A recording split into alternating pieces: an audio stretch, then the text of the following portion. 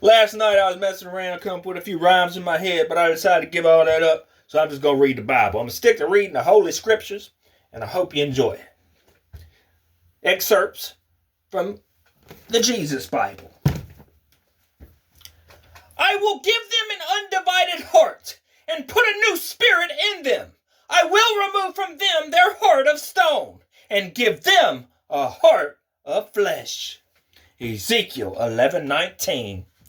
God used Ezekiel to speak to God's people after their exile to Babylon. While Jeremiah warned the people in Jerusalem of the coming destruction, Ezekiel spoke to those who had already been taken captive.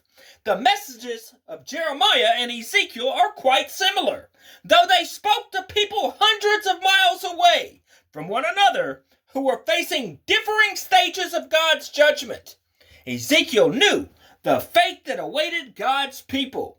He knew of the similar deportation of the northern kingdom, Israel, at the hands of the Assyrians in 722 BC.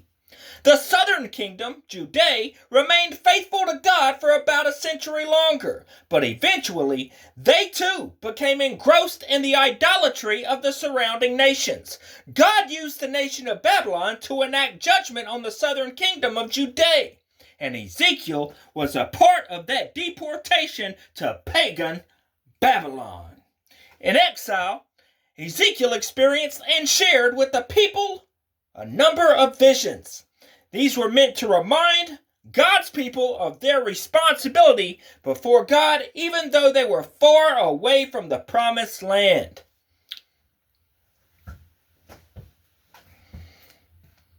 Ezekiel, a priest and prophet, was well acquainted with God's law and its covenant-keeping implications for God's people. Through Ezekiel, God called the people to return to follow him in worshipful obedience. God, through Ezekiel, also reminded the exiles that God's judgment was purposeful and not vindictive, as God had used the years of wandering in the wilderness. So he was also using their exile to foster humility, remind them of their dependence, and bring about genuine repentance.